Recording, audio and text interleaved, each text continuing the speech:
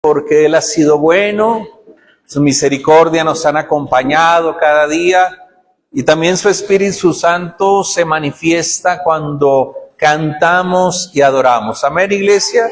Cada vez que levantamos nuestras manos, abrimos nuestras gargantas, las usamos, y que cuando una alabanza que sale del corazón toca el cielo. Ese es el objetivo que cada día debemos ponernos, esa meta de que cuando cantemos, cuando adoremos, cuando leamos la Biblia, podamos tocar el corazón del Señor, porque Él siempre va a estar con nosotros y su misericordia va a permanecer cada día, a pesar de ser pecadores, dice su palabra. Él murió por nosotros. Amén, iglesia. Denle un aplauso al Rey de Reyes. Él es bueno, maravilloso. Estamos comenzando y hemos comenzado en el estudio bíblico, a través de estudio bíblico y el domingo, una serie de mensajes que hablan acerca de la ética y la espiritualidad. El día miércoles tuvimos la introducción a lo que es la ética y la espiritualidad. ¿Qué es la ética? ¿Qué es la espiritualidad? Aprendimos qué es la espiritualidad práctica y qué no es la espiritualidad. Y haciendo un recordatorio de lo que vimos así rápidamente, los que no pudieron entrar el miércoles a través de Zoom y WhatsApp, estamos usando los dos medios para estudio bíblico. El WhatsApp es para las personas de la tercera edad o que no tienen Zoom, ¿ok? Veo hartos que no tienen Zoom, pero sí estamos más o menos unos 21, 22 personas reuniéndonos a través de los dos medios. Y aparte de lo que hablamos un poco de la espiritualidad, la ética, las normas, que para unas personas algo es ético, para otras no. Para las leyes quizás hay cosas que para nosotros no son éticas, como por ejemplo el aborto, como por ejemplo la eutanasia, que pueden estar en las leyes de los países. Para ellos es algo que no es, que no tiene nada que ver con la ética, pero para nosotros, que amamos a Dios, sabemos que no es ético o en la ética y la vida espiritual. Aprendimos lo que no era espiritualidad y vimos algunos puntos acerca de que la espiritualidad a veces la confundimos, de que somos los que más vamos al culto, somos los que tenemos más títulos teológicos, somos los que quizás nos levantamos a la madrugada a clamar. Y déjeme decirle algo, eso es parte de la vida espiritual. Pero lo que aprendimos es que la espiritualidad bíblica, la espiritualidad, siempre vemos que es esa conexión, diga conmigo conexión, una vez más conexión, que tenemos con Dios. Lo principal es tener esa comunión con Dios y que al vivir una relación y comunión con Dios se cumple un mandamiento. Vimos el mandamiento, el gran mandamiento: ama al Señor tu Dios, con todo tu corazón, con toda tu alma, con toda tu mente y con todas tus fuerzas, que hablando de fuerzas es posesiones, con todo lo que tenemos. Y luego dice el Señor: a tu prójimo como a ti mismo. Vemos las tres etapas. Amamos a Dios y el amor que tenemos por el Señor me acerca ¿a quién? Al prójimo. Toque a la persona que está a su lado. Ese es el prójimo. Y en la iglesia es nuestro hermano.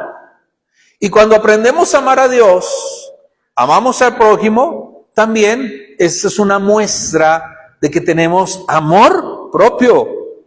Y algo que hemos hablado muy recientemente es el cuidado propio. Aprender a cuidarnos. Aprender a tener esa comunión con nosotros mismos. Aprender a perdonarnos nosotros mismos, porque cuando aprendemos a perdonarnos, nos liberamos nosotros mismos y tenemos todas las herramientas para perdonar a los demás. Entonces es algo un poco, permítame usar esta palabra, loco, lo que es la práctica de la verdadera espiritualidad, porque y confundimos que la espiritualidad es el que más ora, el que más lee la palabra, el que más tiene cultos o el que más tiene un historial de su vida teológica, o también el que más ha recibido visiones del cielo.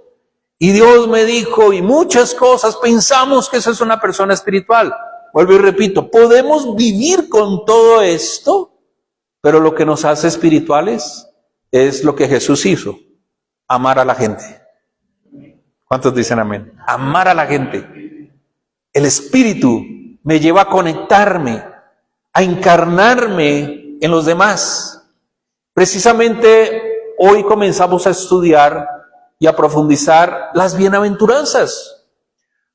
Y cuando hablo acerca de las bienaventuranzas, no solamente la parte de las bienaventuranzas, sino también todo el sermón ético de la montaña. El sermón de nuestro Señor Jesús, cuando como un gran maestro que acostumbraba a sentarse, porque cada vez que llegaba un rabino, un maestro, y se sentaba, todos prestaban atención. Esa era una de las señas que venía y llegaba un maestro, tomaba una posición de sentarse y los demás se sentaban alrededor de él y comenzaban a escuchar. Cuando Jesús se sienta en la barca, la gente se hizo en una playa. Cuando Jesús se sentaba a hablar con sus discípulos, todos prestaban atención, estaban atentos. Algo el rabino, el maestro, el guía espiritual nos va a decir. Y yo le invito a que vayamos a Mateo capítulo 5, y Mateo capítulo 5 hasta el capítulo 7, encontramos el manual de ética y espiritualidad para hoy y para siempre. El Señor nos enseña la ética, la espiritualidad en la relación con Dios y la convivencia con los demás. Por eso el salmista dice, mirad cuán bueno y delicioso es habitar los hermanos juntos y en armonía. Esta semana compartía con alguien y les daba ese testimonio de que en la universidad hay un chico que estudió teología y es teólogo, y le decía a esta persona, yo no creo en las iglesias. Yo no creo que para acercarme a Dios tenga que ir a una iglesia. Y le decía, wow, qué error, porque la teología, cuando uno estudia teología, la teología nos lleva a la comunidad, a la vida en comunidad. Esa es la teología. La teología me acerca a los demás, me acerca al Señor, a conocer profundamente a Dios. Y la práctica de la teología me lleva a la vida de la comunidad, a estar juntos. Y eso está desde la creación. Eso es uno de los mitos grandes que el enemigo ha colocado en la mente de la gente el día de hoy. No necesitas congregarte, no necesitas una iglesia, no necesitas ir a darte golpes de pecho para estar bien con Dios. Permítame decir algo. Desde la creación, el Señor nos llamó a tener una vida en comunidad. O si no, Jesús, ¿para qué hubiera ido a buscar discípulos? ¿Para qué entonces el Señor se sentaba a dialogar con la gente? ¿Para qué el Señor se acercaba a tocar a los enfermos, a los leprosos? Todas esas acciones de Cristo nos llevan a una vida en comunidad. Cuando tenemos una vida en comunidad, entonces podríamos decir, ¿para qué nos casamos? Lo que sucede hoy, tengamos hijos, tú coges tu lado, yo cojo el mío, y no, ese no es el modelo de Dios. Entonces cuando se sienta nuestro Señor Jesucristo en el capítulo 5, acerca de las bienaventuranzas, yo digo que la palabra nos narra el corazón de Dios a través de las palabras de Jesús. El corazón de Dios, la palabra hecha carne, comienza a decir algo que para el contexto del primer siglo era algo para decir, ese hombre es un hereje. Y permítame que a la medida que vamos aprendiendo esto nos vamos a dar cuenta porque el sermón de la montaña rompió todos los esquemas. Y comienza Jesús diciendo, viendo la multitud. Diga conmigo, viendo la multitud. El Señor no solamente es que ve una agrupación de personas, sino que el Señor sabe el corazón y el sufrimiento, el dolor de esas personas. El Señor conocía el contexto del primer siglo, viviendo bajo un imperio romano, viviendo bajo una cautividad, aunque podían adorar a su Dios, incluso Herodes le construyó un templo, pero tenían que vivir subyugados de la esclavitud de Roma. Por eso a Jesús lo querían condenar a través de la ley romana y lo que hicieron no fue hacerlo por la ley judía, porque tenían toda la jurisdicción, pero tenían que aferrarse ¿a qué? A la ley de Roma. Había hambre, habría injusticia social, iglesia, había violencia, habían grupos guerrilleros, habían grupos que querían alborotar al pueblo. Era algo muy similar a la sociedad de hoy en día. Y Jesús se sienta con ellos para dar un mensaje magistral que nace del corazón de Dios. Y comienza el Señor, los ve, sube al monte y sentándose. La acción de sentar, ¿qué determinaba? Cuando el maestro se sentaba, ¿qué sucedía? Todos llegaban a rodearlo. Entonces el Señor se sienta, vinieron a él sus discípulos, y no necesariamente podemos decir solo los 12, porque discípulos habían más, amén.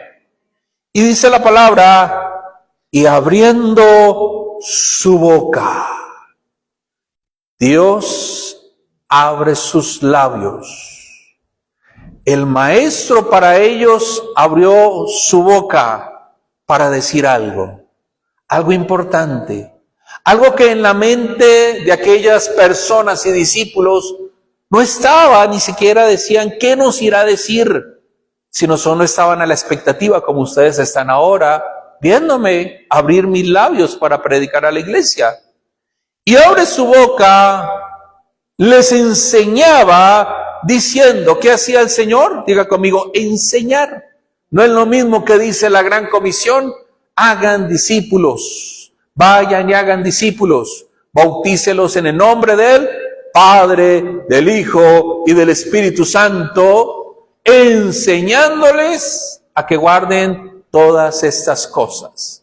Entonces Jesús, un vivo ejemplo de que predicaba a la gente, hablaba del reino, se sentaba a enseñarles y dice, Macarios, bienaventurados, dichosos, felices. Y esa expresión Macarios, para el idioma griego, para ese contexto, tiene mucha relación, porque para ellos es esa felicidad, que no es una felicidad que me da el ver tener un objeto, el ver tener una bella casa, una felicidad que me da ver a mis hijos, o una felicidad de tener mi cuenta bancaria con suficiente provisión y dinero. Era algo mucho más allá para el contexto de ellos y que debe ser mucho más allá la felicidad de lo que para nosotros es la felicidad. Porque para nosotros la felicidad es la ausencia de problemas. Pero el Macarios es el que tiene problemas, pero vive una vida de agradecimiento. Y sabe sobrepasar sus crisis, sus dificultades, sus luchas. Sabe que con Dios tenemos todo. Y les dice, bienaventurados los pobres en espíritu, porque de ellos es el reino de los cielos. Bienaventurados los que lloran, porque ellos recibirán consolación. Bienaventurados los mansos, porque ellos recibirán la tierra por heredad. Bienaventurados los que tienen hambre y sed de justicia, porque ellos serán saciados. Bienaventurados los misericordiosos, porque ellos alcanzarán misericordia. Bienaventurados los de limpio corazón, porque ellos verán a Dios. Bienaventurados los pacificadores, porque ellos serán llamados hijos de Dios. Bienaventurados los que padecen persecución por causa de la justicia, porque ellos es el reino de los cielos. Bienaventurados sois por mi causa, cuando os vituperen y os persigan y digan toda clase de mal contra vosotros, mintiendo, gozaos y alegraos, porque vuestro galardón es grande en los cielos, porque así persiguieron a los profetas que fueron antes de vosotros. ¡Qué declaración tan loca! Lo que dice el maestro conmociona los corazones, se le hiela la sangre, porque habían escuchado un mensaje que extrañaban, porque había injusticia social, porque había dolor, porque había duelo, porque había llanto, porque había opresión, porque había tantas cosas en medio de esa comunidad y de esa sociedad que necesitaban que alguien abriera su boca y les diera esperanza. No es lo mismo que pasa con el mundo hoy. ¿Qué es lo que quiere la gente hoy en día? Queremos que se acabe la injusticia social, queremos que se acabe el hambre, queremos que se acabe toda la corrupción, queremos que se acabe la opresión, todo lo que hay a través de las instituciones, colegios, opresión, bullying, todas esas cosas. Nuestro deseo es que termine. Y qué interesante, porque las bienaventuranzas no son los mandamientos para ganar el cielo. Porque ¿cómo llegamos al cielo? Cree en el Señor Jesucristo. ¿Qué hago para ser salvo? Cree en Jesús. ¿Qué hago para bautizarme? ¿Puedo hacerlo? Cree en Jesús. Más bien las bienaventuranzas son el corazón de Dios y de alguien que necesita transformación en el ser interior. Esas son las bienaventuranzas.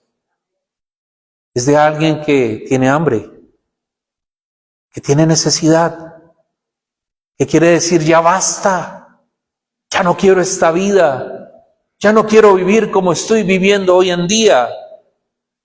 Y permítame decir algo, que hoy en la cultura, voy a escribir unas palabras y quiero leer, que vivimos en ese tiempo, en esa era, siglo XXI del éxito, siglo XXI donde queremos tener éxito. ¿Cuántos queremos tener éxito? Todos queremos tener éxito. Vaya Josué capítulo 1, versículo 8 y 9. Ahí está el éxito. Y hoy, cuando tú abres cualquier red social, siempre te van a bombardear con una definición de lo que significa para el mundo de hoy ser bienaventurado. Las bienaventuranzas que nos ofrece el mundo de hoy y nos ofrecen las redes sociales son las que las personas están buscando con hambre y sed todo el tiempo, y que al hacer un scroll, a pasar una página en otra, un video en otro, comenzamos a notar que hay hambre en el corazón.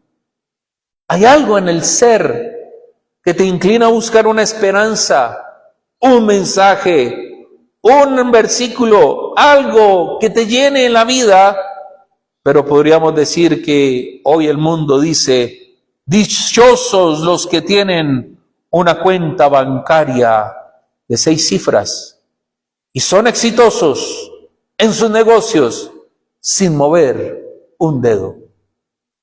Dichosos los que no se dejan de nadie y siempre ganan las discusiones. Dichosos los que exhiben una vida perfecta, sin filtros de dolor, porque siempre están de vacaciones. Dichosos los que asisten a una mega iglesia de la prosperidad, porque ellos siempre estarán absueltos de los problemas financieros. Dichosos los que dejan de ayudar a la obra de Dios con sus recursos, porque nunca más serán atracados. Dichosos los que tienen más seguidores en las redes sociales y facturan por cada video que publican. Dichosos los jóvenes que dicen que sus hijos no van a tener necesidad y mi generación no pasará hambre. Esas son las bienaventuranzas que nos ofrecen el mundo de hoy. Esas son las bienaventuranzas y la felicidad que nos están mostrando y que se están interiorizando en el corazón del ser humano, olvidando que las verdaderas bienaventuranzas las dijo el mismo Dios. Abrió su boca y vio a la gente, así como Dios nos está viendo en este momento y conoce cuál es su tristeza, cuál es su dolor, qué es lo que está viviendo. Ese corazón de Dios examina y traspasa al ser humano. Hoy el mundo quiere acumular felicidad a través del poder, del placer y de las posesiones con el prestigio. Eso es lo que quiere el mundo hoy. El mensaje de la cruz, el mensaje de Cristo, tiene que salir de los púlpitos, porque si hablamos de Jesús y hablamos que para llegar al reino de los cielos debemos vivir una vida santa, eso no cabe en las bienaventuranzas del día de hoy, porque nuestras iglesias se van a vaciar, porque nuestros altares, los grandes artistas y músicos van a irse, porque el empresario dejará de diezmar o dejará de ayudar. Ese es el mensaje que hoy no acepta el mundo, las bienaventuranzas del mismo Dios. Y las tenemos archivadas.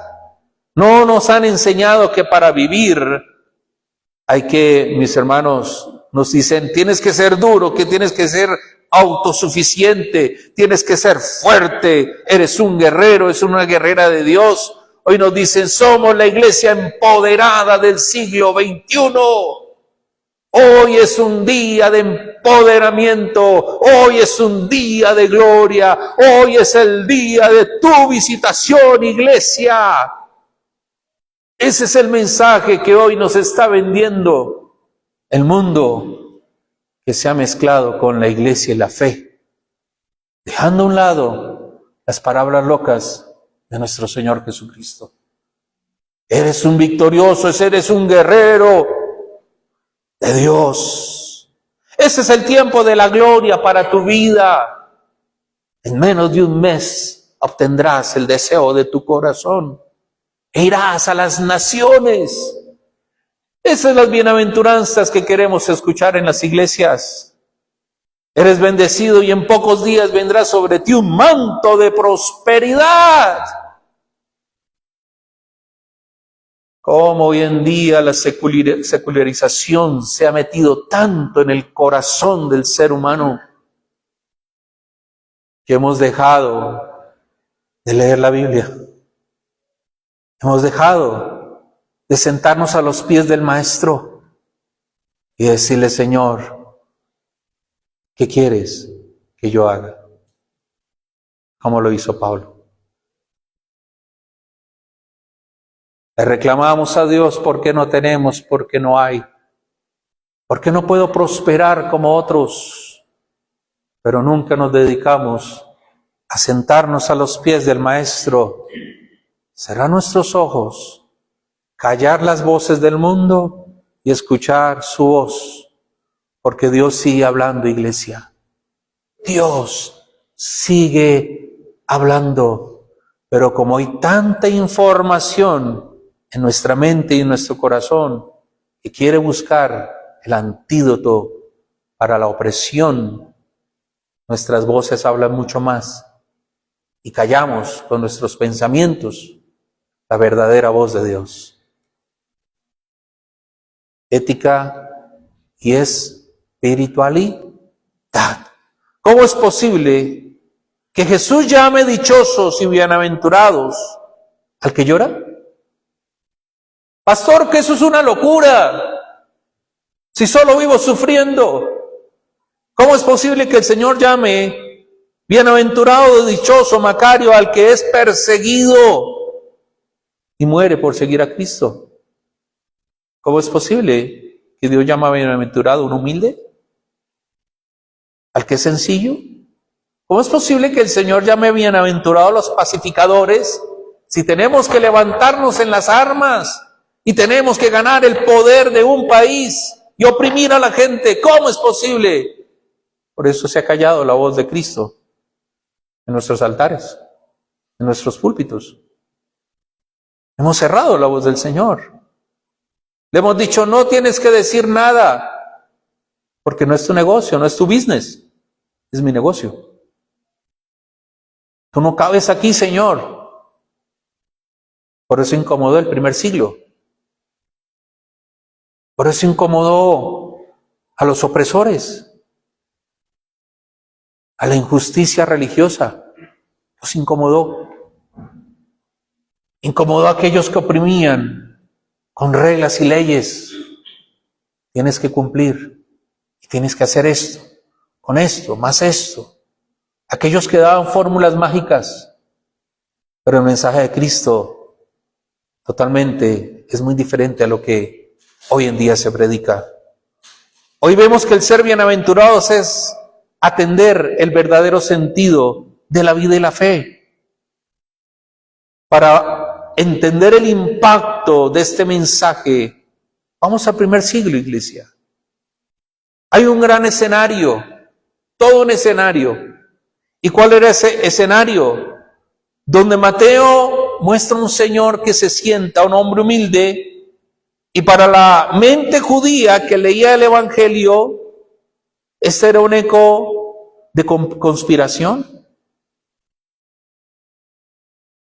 Este hombre está diciendo cosas que no tienen nada que ver con nuestro tiempo, con nuestra época. Está diciendo cosas que nos van a quitar la popularidad en Israel como romanos y como religiosos. Permítame decirle, mis amados hermanos, que esto es muy parecido a lo que sucedió en el monte Sinaí. ¿Qué sucedió en el monte cuando Moisés fue y subió al monte? ¿Qué entregó ahí el Señor? ¿Qué entregó? Las leyes, los mandamientos, el manual para el ser humano, para la gente, porque Dios no nos dejó nunca solos, siempre estuvo con nosotros y seguirá estando con nosotros. ¿Cuántos dicen amén? Y recibieron la alianza, la ley antigua. Pero Jesús es mayor que la ley. Jesús es mayor que la ley. Jesús es mayor que Moisés. ¿Cuántos dicen amén? Y sube al monte para revelarle. Y como dicen hoy en día, decodificar. Porque eso es lo que escucho mucho en las redes, ¿sí o no? Vamos a decodificar la Biblia. Wow, cómo hemos secularizado el mensaje de Dios. Códigos secretos de la Biblia. Y se vende como arroz. Códigos de prosperidad financiera según la Biblia. Descifrando el código de la fe y la confesión positiva según la Biblia. Y lo hemos cambiado al autor de la Biblia. Porque no nos sirve para el día de hoy. Y así como Moisés subió al monte para recibir la ley, el Señor Jesucristo subió al monte para sentarse y explicar el sentido de la ley. Aún Pablo dijo, la ley no es mala, porque la ley es para los transgresores. Y se sienta el Señor y explica el verdadero sentido y la interpretación de la ley. Hay dos diferencias muy grandes, porque en el Sinaí hubo truenos, hubo fuego, hubo un terremoto, hubo miedo. Cuando el monte Sinaí humeaba, ¿qué decía la gente? ¿Levantaba sus manos y adoraba a Dios? No. ¿Tenían qué? Tenían miedo. Inclusive le decían a Moisés, ve y habla con Dios, nosotros no queremos. Porque ellos sabían lo que es la ira de Dios. Conocían muy bien. Pero en el momento de que Jesús se sienta en el monte, hay gracia. No hay truenos. No hay castigo. No hay impacto de temor, sino lo que encuentra ahí es gracia. Hay enseñanza. Hay dignificación del ser humano. Y hay la necesidad de que Dios se siente en el corazón del hombre. Qué diferente estos dos pasajes, son dos montes. Pero en uno lleno de truenos, lleno de juicio, lleno de ley, pero en el otro hay gracia. ¿Cuántos damos gracias a Dios por su gracia? Además, en el mundo antiguo los rabinos y los filósofos griegos se sentaban para enseñar formalmente, era algo cotidiano. Y el acto de sentarse indicaba que venía a continuación una enseñanza y un manifiesto para practicar. ¿Cuántos estamos conectados con Dios? Dígale que está a su lado, no se duerma, porque se lo lleva la corriente. Qué interesante, porque encontramos hoy en día un choque político y religioso también. Un choque fuerte, porque bajo la jurisdicción romana, los judíos estaban esperando un Mesías militar. ¿Sí recordamos? ¿Qué estaban esperando?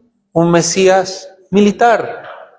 Que viniera y tomara el trono y se sentara y los guiara y los llevara a comer y multiplicara el pan, los peces. Un Cristo que iba a ser ayuda social, porque había injusticia social. Estaban esperando un Mesías que les diera alternativas, como los Mesías que se presentan hoy en día en la política, en nuestros países. Porque como hay un pueblo con tanta necesidad y desigualdad, el primero que te ofrezca algo, me voy con él. Este es de Dios y este no es de Dios. Y encontramos esos líderes religiosos. Los fariseos, ¿sabe qué decían? Dichosos los que cumplen minuciosamente cada regla de la ley. Eso decían los fariseos. Para ellos cumplir la ley era dichoso. Y los saduceos decían, dichosos los que tienen poder político y templos llenos de dinero. Eso decían los saduceos. Los celotes, ¿quiénes eran los celotes? Los guerrilleros de la época.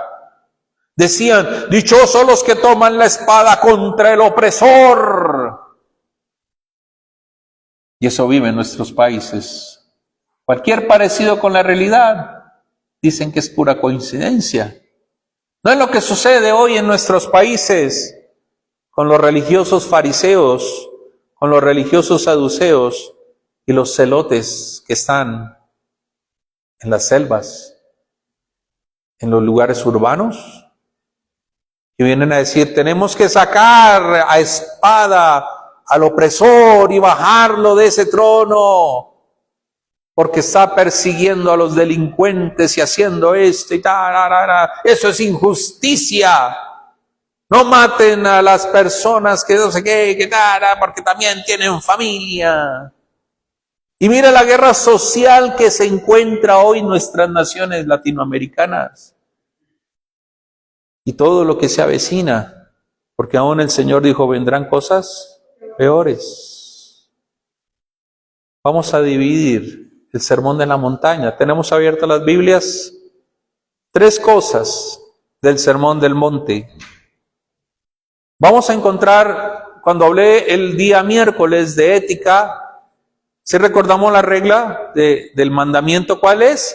El gran mandamiento. ¿Ama a quién? Con toda tu corazón, con toda tu mente, con toda tu alma, con todas tus fuerzas. Luego viene a tu prójimo y luego ¿a quién? A sí mismo. Por eso es importante los miércoles conectarse para comprender el contexto de lo que estoy hablando. 3 cosas, eso lo tenemos que tener muy claro durante toda la serie y durante toda la vida. Dios, prójimo, nosotros mismos. ¿Ok? Entonces, cuando encontramos acá las primeras 4 bienaventuranzas nos hablan acerca de la relación con Dios. ¿Amén, iglesia? Si ve que todo va, por eso se llaman series. Yo siempre les he dicho que cuando usted se pierde 2 series, 2 capítulos de una serie que está viendo, no va a entender qué pasó, dónde pasó eso, qué fue acá, ¿sí o no? Pero cuando uno sigue la serie va a entender y va a poder aplicar también, hablando en la Biblia. Entonces, La ética de Jesús siempre Dios busca que al relacionarnos con Él, nos relacionemos con los demás. ¿Listo? ¿Dónde se vive la espiritualidad? ¿Aquí en la iglesia con los que nos amamos o afuera? Ok. Con el taxista que te dijo no tengo vuelto, mira cómo me paga. Con el chofer de bus, que no son malos, la verdad, solo que no tienen a Dios, no todos, pero que cuando arranca el bus tú apenas estás poniendo el pie en el... O cuando vas a pasar el paso cebra te pitan.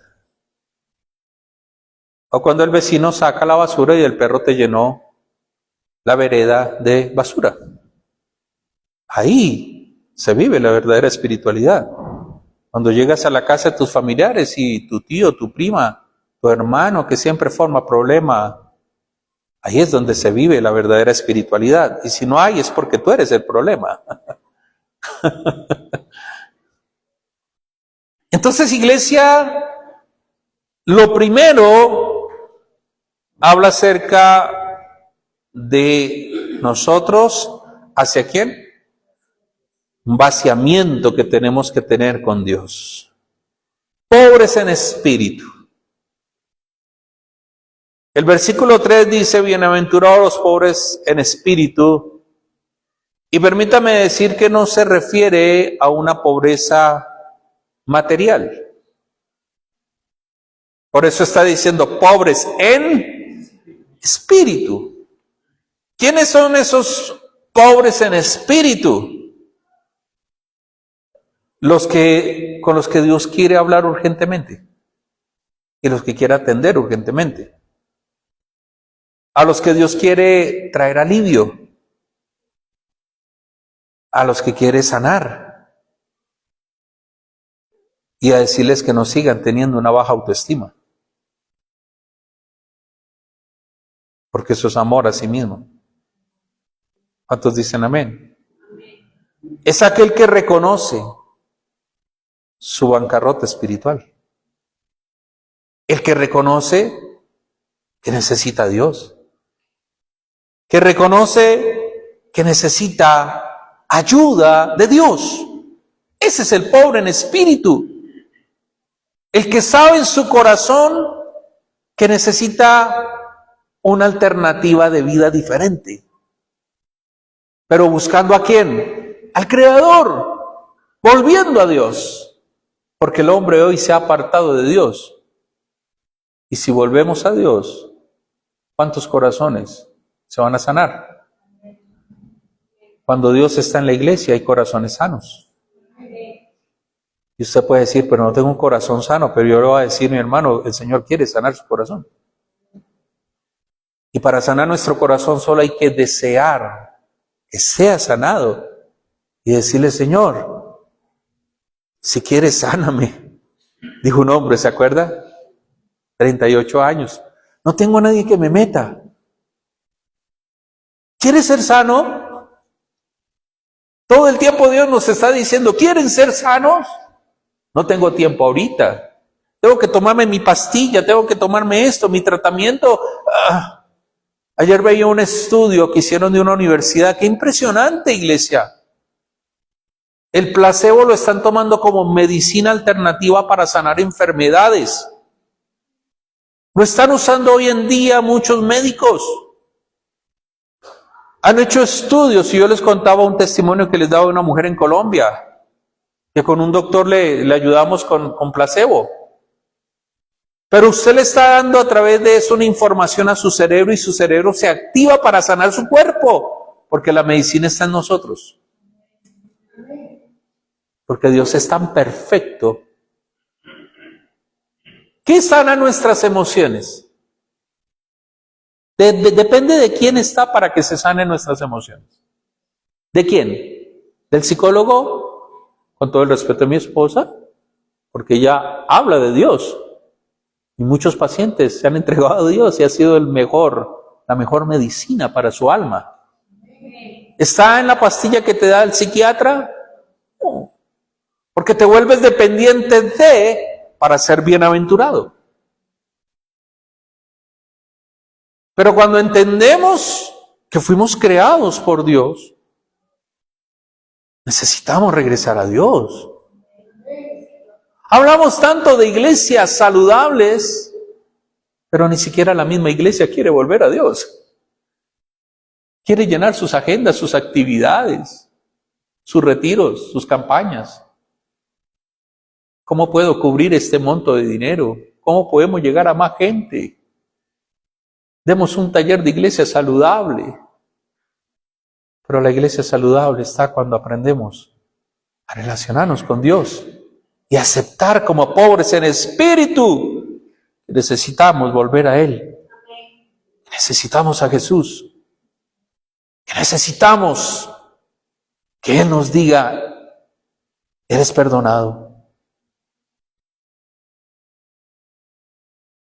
Porque a veces ni siquiera escuchamos nuestra propia voz o la voz del Espíritu que nos dice, eres perdonado. Y al rato estamos, no, me siento mal por lo que he hecho. Yo no sé por qué no puedo perdonar. Mejor escucha la voz de Dios. Es el que sabe que no tiene méritos, ni ritos, ni apellidos grandes para alcanzar la salvación. Porque la salvación no se gana por méritos, por apellidos, por más cosas que yo haga en una falsa espiritualidad, por más que ore. Mateo 7:21, el Señor les dice, ¿qué les dijo en Mateo 7:21? Pero Señor, en tu nombre hemos hecho, y en tu nombre hemos echado fuera demonios, y en tu nombre, y en tu nombre. Y Él les dice, apartaos de mí, yo no los conozco. Ustedes no los conozco. Porque cuando tuve hambre, no me diste de comer. Siga leyendo, y lo vamos a estudiar, por eso no lo voy a expoliar, dicen los jóvenes hoy, ¿no? Expoliar. No me expolié el final. Entonces, es el mendigo espiritual que extiende la mano para decir, Señor, si tú no me salvas por gracia, estoy perdido. Ese es el pobre del espíritu. Que dice, Señor, mi última alternativa y mi única para siempre vas a ser tú. ¿Cuántos dicen amén?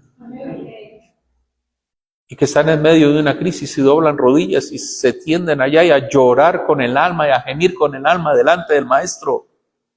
Ese es el pobre del espíritu. Los que lloran. Ay, pastor, mi mujer llora mucho por todo. ¿Es bienaventurada? No, estamos hablando del llanto, de la lágrima.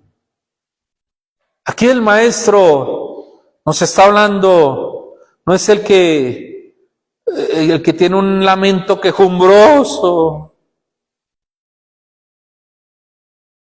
En el contexto bíblico, el llanto es dolor santo por el pecado.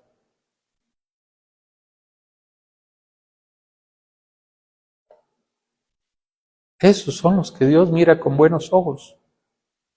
¿Se acuerdan ese hombre que llega ante Dios y le dice, soy pecador, Señor, perdóname?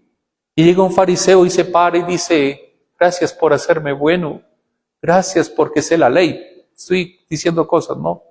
Gracias por esto, porque yo no soy como ese pecador, como ese borracho que está ya sentado en la esquina de la calle. Yo no soy como ellos, como el drogadicto, yo no soy como aquellos. Oh, Señor. No, iglesia. Los que lloran son los que se duelen, porque saben que Dios es santo y Dios nos llamó a santidad. Y lloran por su propio pecado. Y que cuando le fallan a Dios, caen rendidos a los pies de Él y lloran amargamente porque le han fallado a Dios. Y dicen, Señor, te fallé. Señor, te negué. Señor, di malos pasos, hice cosas. Y me siento tan mal delante de ti, de tu presencia, porque he deshonrado tu santidad, Señor. Hoy muchos lloran en las iglesias porque le dijeron, vas a tener una casa hermosa y Dios te va a bendecir en tu cuenta bancaria. Recibe la unción. Pero no lloran cuando están chismoseando de aquellos. No lloran cuando mienten. No lloran cuando vienen pensamientos de lujuria a la mente, cuando vienen deseos impuros. Eso no lloran. No lloran por el mundo que se está destruyendo. Yo siempre les he dicho, como no me pasa a mí, ni ha tocado a mi familia, pues es gloria a Dios. Qué lindo. No, hermano. Yo siento angustia por mi patria. Yo siento angustia. Mi esposa es testigo. Yo me pongo a llorar. Digo, Señor, bendice a Colombia. Bendice al Ecuador. Tanta injusticia, Señor. Pero como no me pasa a mí, no ha tocado a mi familia. Los que lloran por los demás. Dichosos los que lloran por sus hijos y claman al Señor, Señor, sácalos de las drogas, guárdalos de la mujer extraña, guarda el corazón de mis hijos, guarda sus pensamientos, Señor.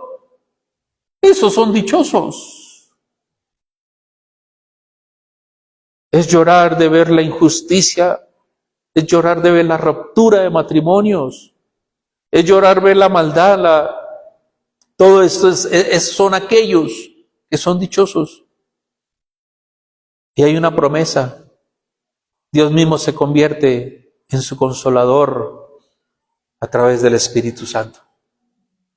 Porque los que lloran recibirán consolación. Levante sus manos, Padre, yo te doy gracias. Gracias, Señor. ¿Cómo hemos tergiversado las bienaventuranzas? ¿Cómo nos hemos desviado del camino, Señor? Ayúdanos, Espíritu Santo, a reconocer que necesitamos de Jesús. La iglesia necesita a Jesús. Estamos tan inmersos en nuestros programas, nuestros éxitos, nuestros logros personales, ministeriales, familiares, que hemos olvidado que la fuente eres tú. Y hemos olvidado que nos has llamado a santidad. Amén. Los mansos. ¿Quiénes son los mansos? Suena como, ay, los tontos, los que se dejan de la gente. Es que no tienes que ser manso, no seas menso, no seas tonto. Si te hace daño, pégale también, no te dejes. Si te maltrata, tú también maltrátalo. Hermano, los mansos, viene de mansedumbre, que es praus, y se usaba para describir a un caballo salvaje que había sido domado. El praus. Hace muchos años, 2001, 2002, conocí a un chalán que iba a la iglesia, un hombre que domaba caballos, de paso fino. Me invitaba a esas de corridas de caballos, de paso fino. Yo les contaba que me decían, no, pastor, estos tienen esto, ese caballo vale no sé cuántos millones de dólares, y todo lleno de policía, así como en las películas, ¿no? Y él siempre, cuando me invitaba a mirar cómo domaban, no era una tarea fácil, pero llegaban a tal punto de aprender a domesticarlos, domarlos, que esos caballos llegan a generar muchos ingresos. Mire la bendición que es aprender a tener dominio propio, porque el que tiene dominio propio alcanza muchas cosas. ¿Cuántos dicen amén? ¿Cuál es uno de los frutos del Espíritu Santo? Dominio propio. ¿Qué dice Santiago en el capítulo 3? El que sabe dominar su lengua es un hombre perfecto. Lean Santiago 3. La pregunta es, ¿hemos aprendido a dominar nuestro carácter? Porque a veces nos desbocamos como los caballos y entramos en crisis y lloramos y queremos cambiar el mundo, las circunstancias, a la otra persona. Pero cuando aprendemos a tener dominio propio, somos bienaventurados. Porque en medio del dominio propio, Dios nos da alternativas. Una mente turbada hace actos que después se arrepiente. Pero una mente tranquila, el Espíritu Santo le da recursos El manso. Qué hermoso es esto. Cuando se habla acerca de esos hombres mansos, es el que tiene fuerza de autocontrol. No es la ausencia de carácter, sino es un carácter rendido a la voluntad de Dios. ¿Todos tenemos carácter? Todos tenemos carácter, claro. ¿A quién tenemos que rendirlo? A la voluntad de Dios. El manso no vive defendiéndose a sí mismo ni exigiendo sus derechos, sino el manso confía en el juez justo. ¿Cuántos estamos bendecidos? Luego dice hambre y sed de justicia. Y permítame leer, porque algunos dirán, Señor, ya van a ser las 12. Cuando dice hambre y sed de justicia es el mundo, en el mundo antiguo, el hambre, y la sed no era un antojo de la media tarde, de la mañana, no. Era una cuestión de vida o muerte. Justicia. Diga conmigo, justicia. Jesús habla de una desesperación espiritual por ver la rectitud de Dios gobernando el corazón de la sociedad. Porque cuando los justos gobiernan, el pueblo se alegra. Segundo bloque, hacia el prójimo. Bienaventurados los misericordiosos. La misericordia no es una miseria y una lástima, es compasión por otro. Cuando vimos ética, cuando vimos un poco acerca de, bueno, se me fue el tema, inteligencia espiritual, hablé acerca de ponerse en los zapatos del otro. ¿Cómo se llama eso? Empatía. Eso es misericordia. Es meterse en la piel del otro para sufrir con él y hacer algo por él. Eso es empatía. Que yo me pueda meter en el mundo interior de mis hijos, de mi esposa, de mis padres. En lugar de criticar y por qué actúan así, por qué son así, si nosotros tenemos a Dios. Es decir, ¿cómo puedo ayudarte?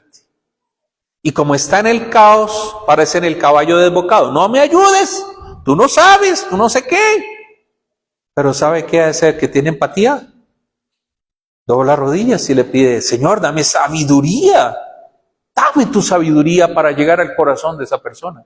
¿Cuántos dicen amén? Lea las 7 iglesias. Vemos un Dios tan empático con las 7 iglesias. ¿A quién corrigió? ¿A las personas de las 7 iglesias o la conducta de las iglesias? ¿Qué corrigió el Señor? Ok. Aprendamos a corregir la conducta, no a la persona. Porque cuando corregimos a la persona, nos golpea. Nos golpea. Esos son los misericordiosos. Los limpios de corazón. Está hablando de todos. La limpieza aquí no es solo perfección moral, sino es integridad, un corazón sin doblez, un corazón noble, sencillo, que ha dejado que el yo sea gobernado por Dios. Limpio corazón. Yo siempre les he dicho, iglesia, si la iglesia y sé que va a crecer y se va a poner bonito, ¿tenemos que ser orgullosos por eso? No. Si Dios nos bendice más y Dios le bendice económicamente y usted tiene cuenta bancaria, ¿tiene que ser orgulloso por eso? No. ¿Qué tiene que ser? Humilde, tranquilo. Servidor, ayudador. Si uno recibe del fruto de su trabajo, pues Dios me lo dio por gracia. Ayudaré, bendeciré, porque al que más tiene, más se le pide.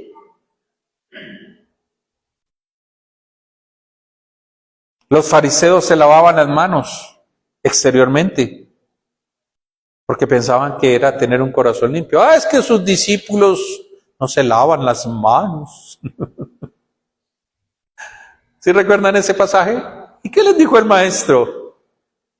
No todo lo que entra en la boca contamina al hombre, sino lo que sale de su boca, de su corazón, de sus pensamientos, es lo que contamina al hombre. que sale de acá. Entonces yo estaría contaminado, hermano, estaríamos contaminadísimos cuando fuimos a la montaña, tuvimos que comer hasta con tierra. Dígame si no es el ejército así. O porque comimos perro. ¿Sí comió perro? Sí, siempre hay. ¿Agua con? Con exceso. No es así, estaríamos condenados. ¿Qué es lo que contamina al hombre? Lo que está. Por eso el Señor dice, bienaventurados los de limpio. ¿Estamos bendecidos? Ellos pensaban que por los ritos de lavarse todo, ay, somos puros, no me contamino del mundo, porque no, mi hermano. Lo que yo digo es lo que contamina. Por eso es que hay que ser sabios al oír y discernir lo que escuchamos. Ellos verán a Dios. Los pacificadores. No dice los pacíficos. Amén, iglesia. Los que evitan el conflicto a toda costa y agachan la cabeza. No, hermano. Dicen los que hacen la paz. Y viene el término eirenopios. Son agentes activos de reconciliación en un mundo dividido. Yo pongo unos ejemplos. Son los que traen la paz. Donde hay pleito, donde hay chisme, donde hay contienda. ¿Sí? Son los que vienen y dicen en la casa, pacifican el hogar. Tranquilos.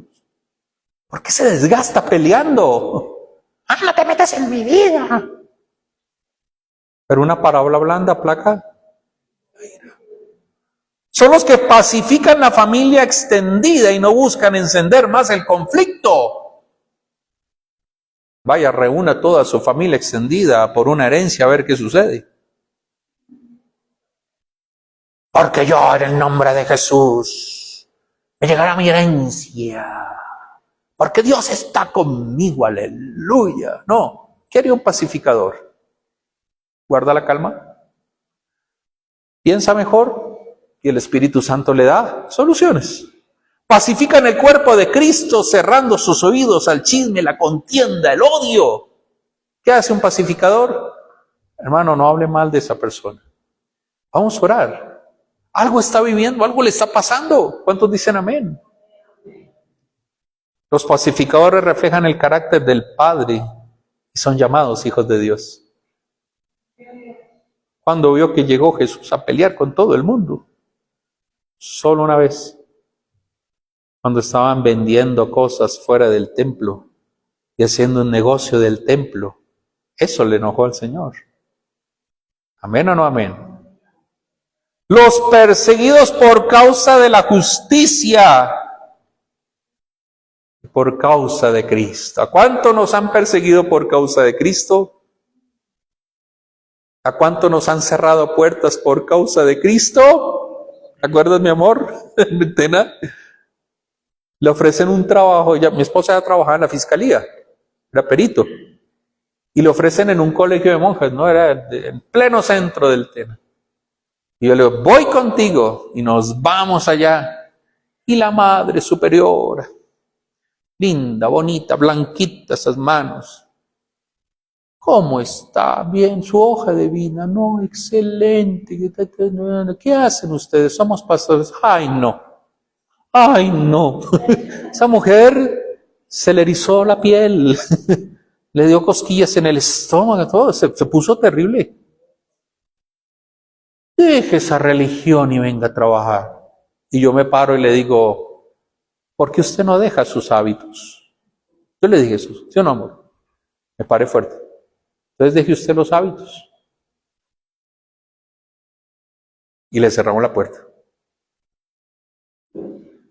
Por decir que ama a Dios y que somos pastores y que honramos al Señor, pero somos bienaventurados.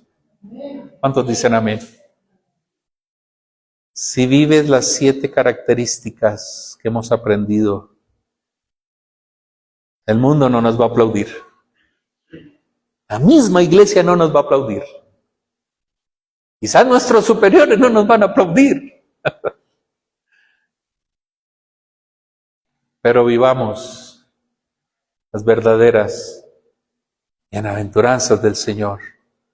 La persecución es garantía de que llevamos el ADN de Cristo. Esa es la garantía.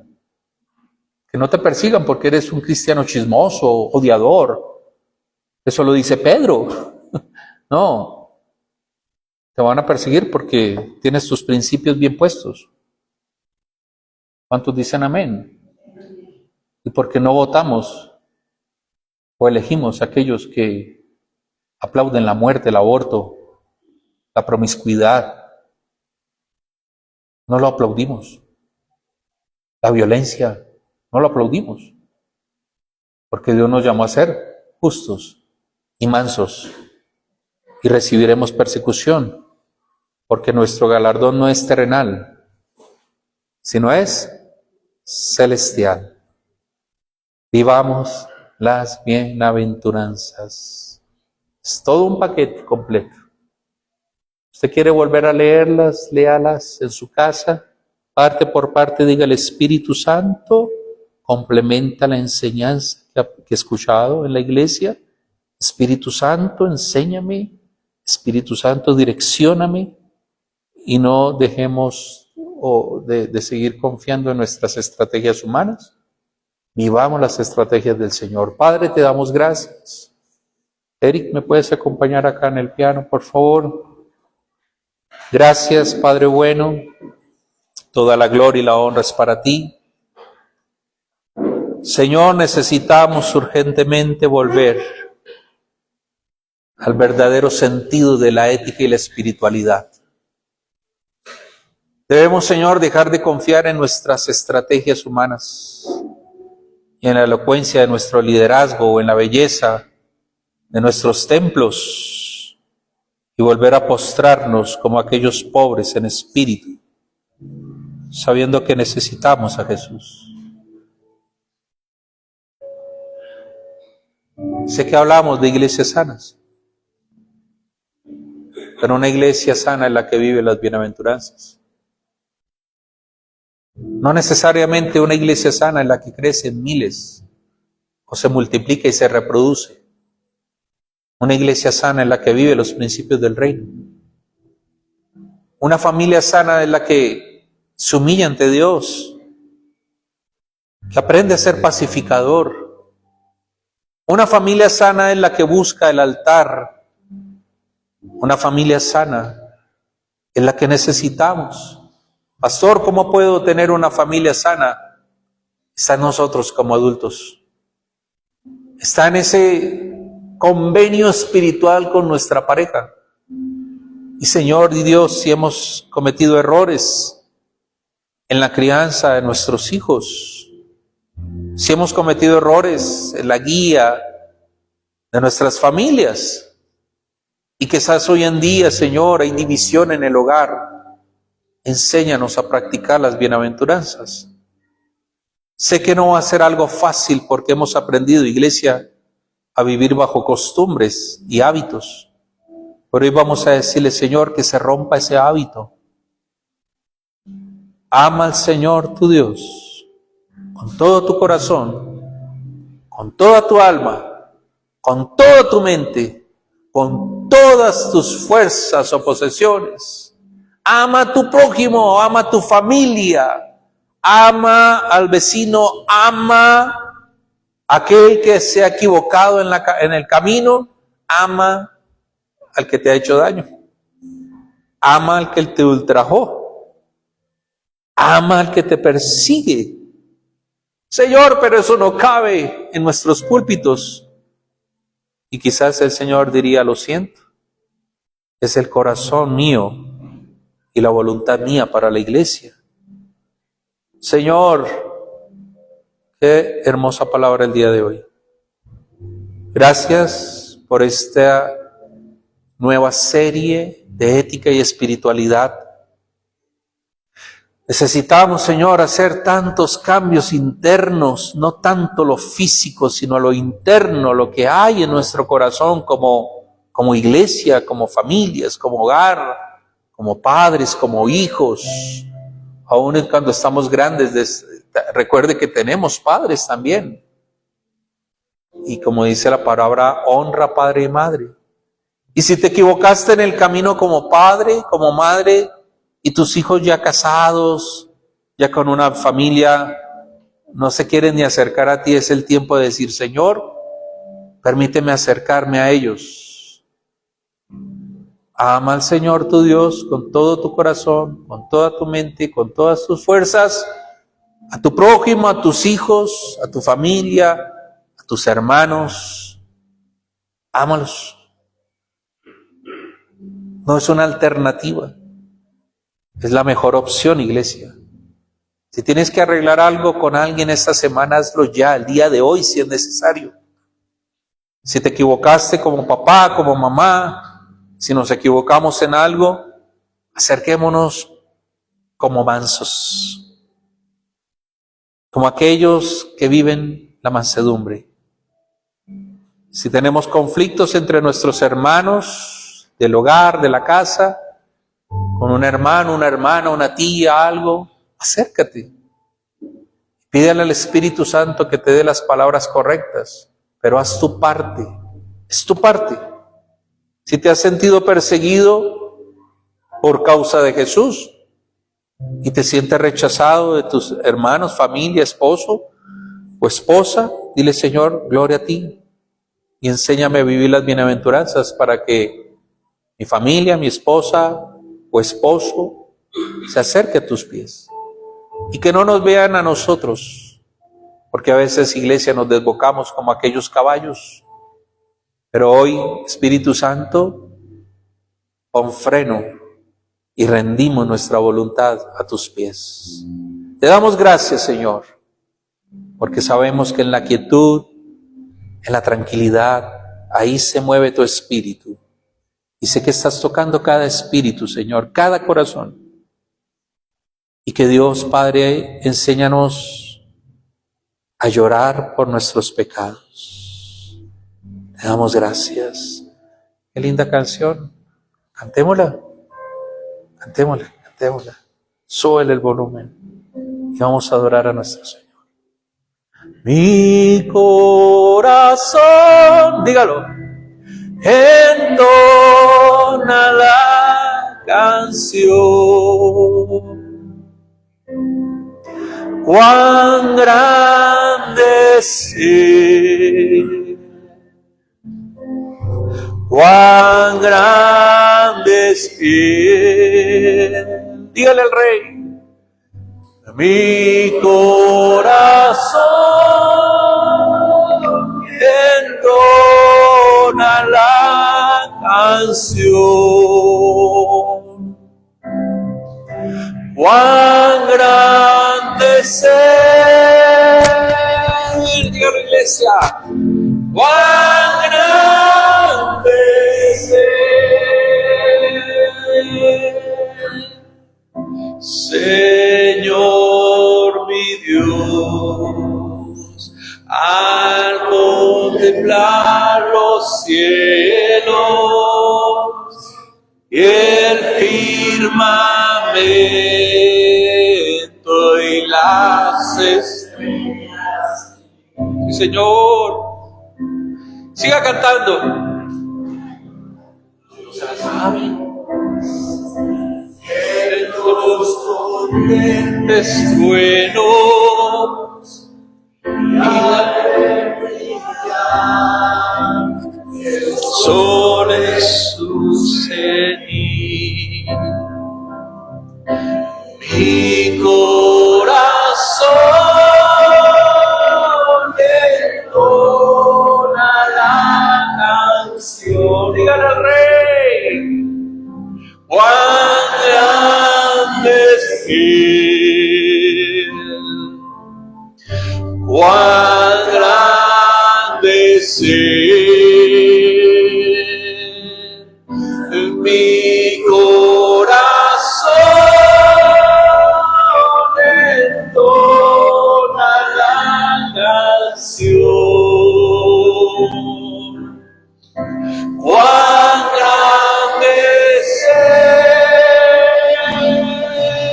Él, cuán grande es Él, cuando el Señor me llame.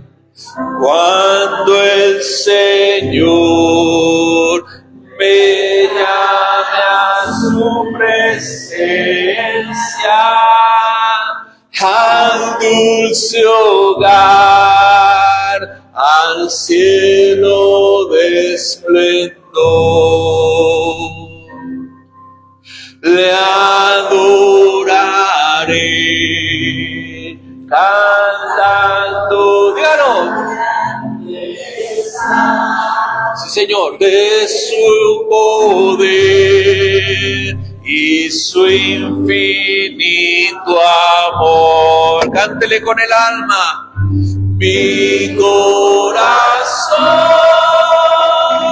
entona la canción. Cuán grande eres tú, Señor.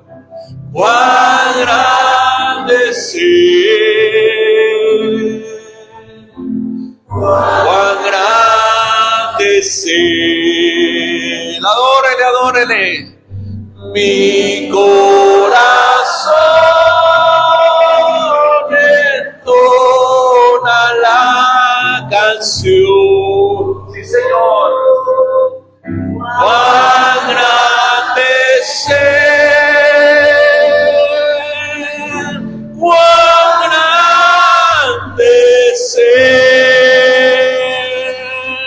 Señor, tú eres grande y eres poderoso. Gracias, Señor, porque tu palabra se ha expuesto. La palabra escrita, Señor, mi Dios.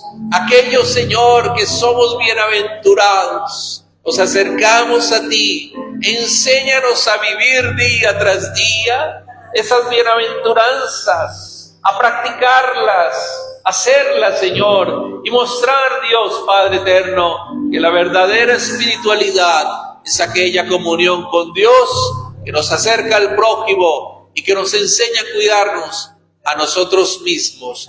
Toda la gloria, toda la honra y el honor y el poder sea para ti, porque tú vives y reinas por los siglos de los siglos.